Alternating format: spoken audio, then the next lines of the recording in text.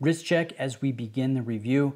Today I'm wearing the limited edition NASA G-Shock today, but we're going to be taking a look at this Tag Heuer Autavia that I have on loan from Saltzman's Watches. They are a Tag Heuer authorized dealer in Rhode Island on the east coast of the United States. So a big thank you to Richard of Saltzman's for lending this in for presentation. If you're shopping Tag Heuer, if you're shopping Breitling, if you're shopping Oris, G-Shock, Citizen, definitely reach out to Richard for a quote.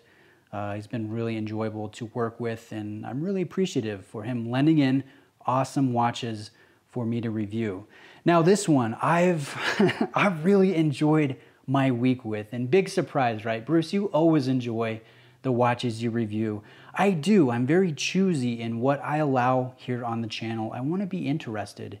If it's a stupid watch that I think is ugly, I don't want to give it screen time. That's not fun. That's not enjoyable. So yes, I've enjoyed my time with this more so than I thought I would. It is an interesting piece that, I don't know, fills an interesting void within the consumer market here. It's not quite a diver, but it's not quite an aviation piece. It's a hybrid between the two styles of sport watches.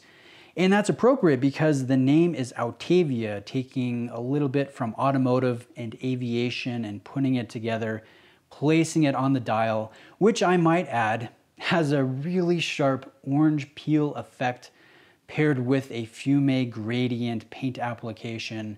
And you look at this, and you look at the large blocky Arabics and the beautiful thin gloss ceramic bezel insert, fully indexed, inlaid with silver tone paint. The look is very sharp, and I don't know, I think it's attractive. I think it's balanced. It has nice symmetry. It's good in low light, very visible, and most of all, it's functional. This is what I would look for with an everyday watch, excuse me. So we have a timing bezel here that can go in both directions. We have an overly large crown at the 3 o'clock position. Look at the double row of coin edging there for the grip. There's nice balance with the coin edging of the bezel. And overall, the lugs, they arc down. Most of the case is brushed. There's a nice flared use of high polished beveled edges on the angular lugs. So I look at this thing and I think it's attractive. I like the originality. I like the fact that, you know, the bracelet, the straps are super easy to change. It takes a number of seconds. You don't need a tool, and you can change the look of your watch. So I look at this thing. I'm sorry, I'm rambling here. I look at this and I see a great everyday piece. Does it have flaws? Absolutely it does. But I think for what it is, it's pretty compelling. It's pretty potent. And the best part about Tag Heuer that I think some of us tend to forget when we're joining in with some online Tag Heuer bashing is the fact that you can get these for great discounts. New from an authorized dealer like Saltzman's, who lent this one in for presentation. You can get great prices on the pre-owned market.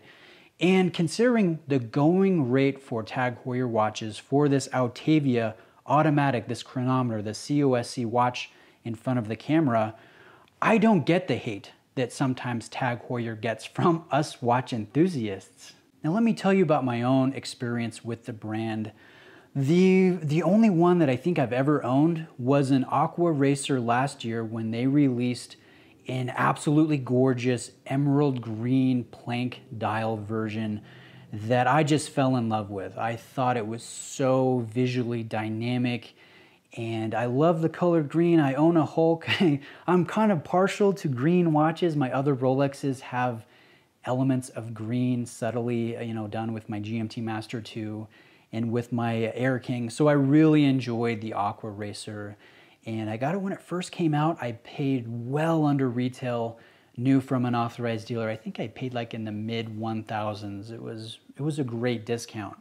And I compared it to other watches that I could get for the same price, which was the Hydro Conquest from Longines, the Aquis from Oris. I think those were probably the most strong competition. And the Tag Heuer was really enjoyable and might have been the best of the lot. I mean, it's kind of debatable. Personal preference comes into play, but considering the going rate of Tag Heuer watches versus the amount of watch you get, I don't think all the hate is justified. Sure, Tag Heuer has done some really dumb stuff, and I can call them out when I think they do something that's very silly. Like, for example, my Aquaracer. I took it to my watchmaker. We opened it up because I wanted to know exactly what a caliber 5 was. Was it a Sellita? What grade was it? Was it ETA? And we opened it up, and I found out they used the 2824-2. They tastefully finish it. It was accurate to multiple positions. It was very well dialed in. And it's a movement that anyone could be proud to have in a daily driver. Now, the dumb thing, as you guys can see, was this nasty large plastic spacer holding the movement within the case.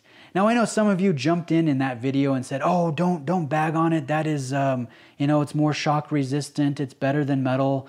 Let me tell you my own opinion. I think that's baloney. It's pure and simple. It's a cost-cutting move on the part of the LVMH group. And they didn't want to add added weight to what was already a very hefty Thule watch in that Aquaracer. So sometimes they do dumb stuff.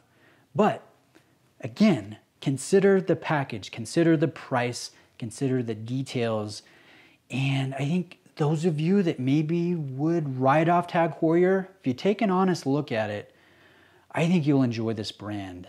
And I enjoy this brand. Am I done with Tag Heuer? Absolutely not. I would love to add a Monaco to the collection. I think those they're so well done. I love the design. I love the retro goodness, the quirkiness. I know not everyone likes the ugly watches that I enjoy, but yeah, I would definitely own Tag Heuer in the future, and I think they're going to continue to come out with compelling stuff.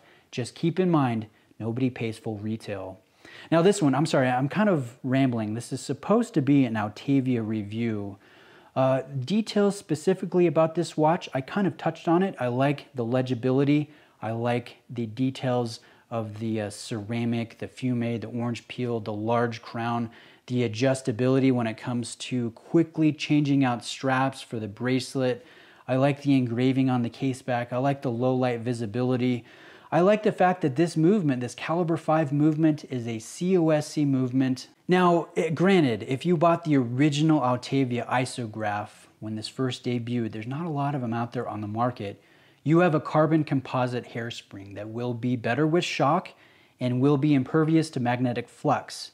But Tag Heuer, they had some problems with the isograph technology, so they pulled the watch from the market and they've replaced it with this, which is slightly tweaked. Same design, but no isograph technology. You won't see isograph on the fume orange peel dial.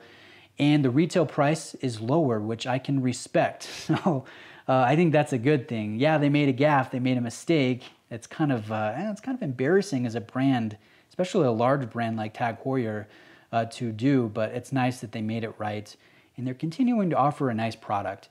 Now, if you're looking at this, what other watches should you compare this to? You could look at the 104 from Zinn. That one is a little bit less expensive, but a lot more toolish, a lot less finesse, I think, and very different in feel, but similar when it comes to the fact that it's kind of a hybrid dive watch slash aviation piece. There's a new watch from Longines coming out, and I'll place a picture of it here on the screen.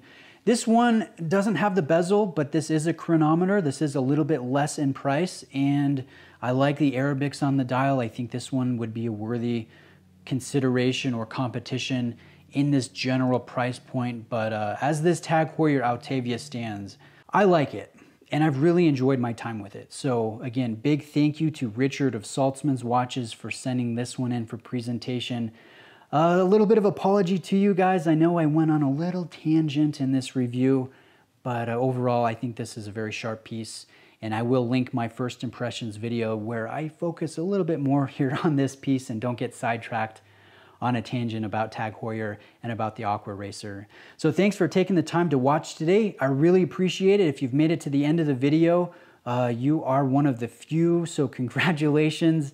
And if you're not subscribed, I would really appreciate it if you would subscribe and join me again as we talk watches, review watches, do little rants and rambles, and really enjoy all things related to this hobby that we share, horology.